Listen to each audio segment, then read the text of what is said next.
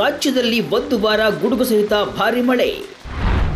ಬೆಂಗಳೂರು ಸೇರಿ ಹಲವು ಜಿಲ್ಲೆಗೆ ಯೆಲ್ಲೋ ಅಲರ್ಟ್.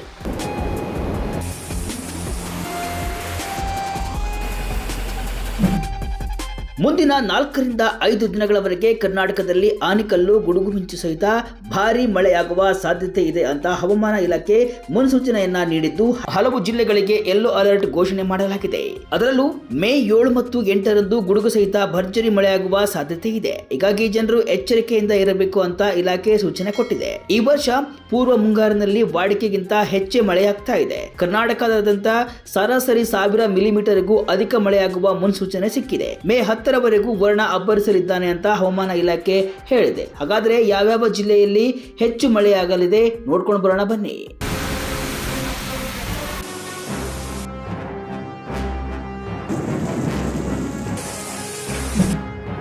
ಹೌದು, ಈಗಾಗಲೇ ರಾಜ್ಯದಲ್ಲಿ ಬೇಸಿಗೆಯಲ್ಲೂ ಕೂಡ ಉತ್ತಮ ಮಳೆಯಾಗಿದೆ. ಇನ್ನು ಮಳೆಗಾಲ ಆರಂಭವಾಗಿದ್ದು ಈ ಬಾರಿ ಉತ್ತಮ ಮುಂಗಾರು ಆಗಲಿದೆ ಅಂತ ಇಲಾಖೆ ಹೇಳಿದೆ. ಸದ್ಯಕ್ಕೆ ರಾಜ್ಯದ ವಿವಿಧ ಜಿಲ್ಲೆಗಳಲ್ಲಿ ಗುಡುಗು ಸಹಿತ ಮಳೆಯಾಗುವ ಮುನ್ಸೂಚನೆ ಸಿಕ್ಕಿದೆ. ಇದರ ಜೊತೆಗೆ ಬಲವಾದ ಬಿರುಗಾಳಿ ಹಾಗೂ ಸಿಡಿಲು ಬಡಿಯುವ ಸಾಧ್ಯತೆಯೂ ಇರೋದ್ರಿಂದ ಜನರು ಮುನ್ನೆಚ್ಚರಿಕೆ ವಹಿಸುವಂತೆ ಹವಾಮಾನ ತಜ್ಞರು ಎಚ್ಚರಿಕೆಯನ್ನ ಕೊಟ್ಟಿದ್ದಾರೆ. ಮೇ 10ರವರೆಗೆ ಭಾರಿ ಮಳೆಯಾಗಲಿದೆ ಅಂತ ಸೂಚನೆ ಸಿಕ್ಕಿದ್ದು, ಕರಾವಳಿ ಕರ್ನಾಟಕದ ದಕ್ಷಿಣ ಕನ್ನಡ ಜಿಲ್ಲೆ, ಉತ್ತರ ಒಳನಾಡು, ದಕ್ಷಿಣ ಒಳನಾಡು, ಕೊಡಗು, ಮೈಸೂರು, ಚಾಮರಾಜನಗರ, ಚಿಕ್ಕಮಗಳೂರು, ಉಡುಪಿ, ಹಾಸನ, ಮಂಡ್ಯ, ಬೀದರ್, ಕಲಬುರಗಿ, ಶಿವಮೊಗ್ಗ, ಬೆಂಗಳೂರು ಗ್ರಾಮೀಣ, ಬೆಂಗಳೂರು ನಗರ, ರಾಮನಗರ, ರಾಯಚೂರು, ಬೀದರ್, ಬಾಗಲಕೋಟೆ ಜಿಲ್ಲೆಗಳಲ್ಲಿ ಭರ್ಜರಿ ಮಳೆಯಾಗಲಿದೆ. ಜೊತೆಗೆ ಗುಡುಗು ಸಿಡಿಲು ಗಾಳಿಯ ವೇಗ ಗಂಟೆಗೆ 30 ರಿಂದ 40 ಕಿಲೋಮೀಟರ್ ಇರಲಿದೆ ಅಂತ ಇಲಾಖೆ ಹೇಳಿದೆ.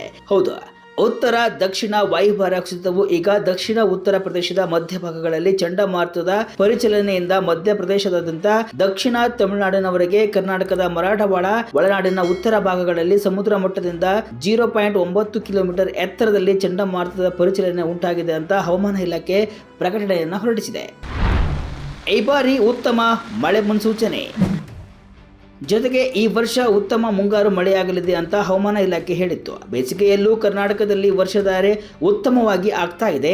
ಜೂನ್ 1ರಿಂದ ಸೆಪ್ಟೆಂಬರ್ 30ರವರೆಗೆ ಅಂದರೆ 4 ತಿಂಗಳ ಅವಧಿಯಲ್ಲಿ ವಾಡಿಕೆಯಂತೆ ರಾಜ್ಯದಲ್ಲಿ 852 ಮಿಲಿಮೀಟರ್ ಮಳೆಯಾಗಬೇಕು. ಆದರೆ ಈ ವರ್ಷ ಇದು 1000 ಮಿಲಿಮೀಟರ್ಗೂ ಅಧಿಕವಾಗಲಿದೆ ಎಂಬ ಮುನ್ಸೂಚನೆ ಸಿಕ್ಕಿದೆ.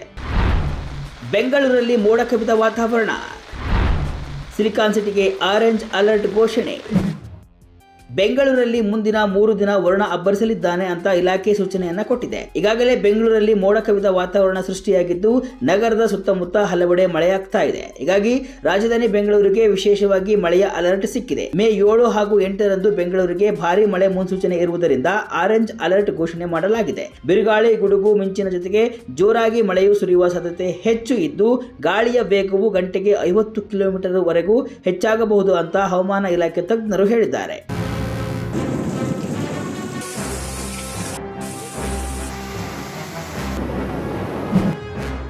ಒಟ್ಟಿನಲ್ಲಿ ಈ ವರ್ಷ ಉತ್ತಮ ಮಳೆಯಾಗುವ ನಿರೀಕ್ಷೆ ಇದೆ. ಅಲ್ಲದೆ ಮಳೆ ಹಾನಿ ಬಗ್ಗೆಯೂ ರೈತರಿಗೆ, ಜನರಿಗೆ ಆತಂಕ ಇದೆ. ಈ ಬಾರಿ ವಾಡಿಕೆಗಿಂತ ಅಧಿಕ ಮಳೆಯಾಗುವ ಸಾಧ್ಯತೆ ಇರುವುದರಿಂದ ಹಲವೆಡೆ ಪ್ರವಾಹ, ಗುಡ್ಡ ಕುಸಿತ ಉಂಟಾಗುವ ಸಾಧ್ಯತೆ ಇದೆ. ಹೀಗಾಗಿ ಜನರು ಈಗಲೇ ಮುಂಜಾಗ್ರತಾ ಕ್ರಮ ವಹಿಸುವುದು ಅಗತ್ಯವಾಗಿದೆ.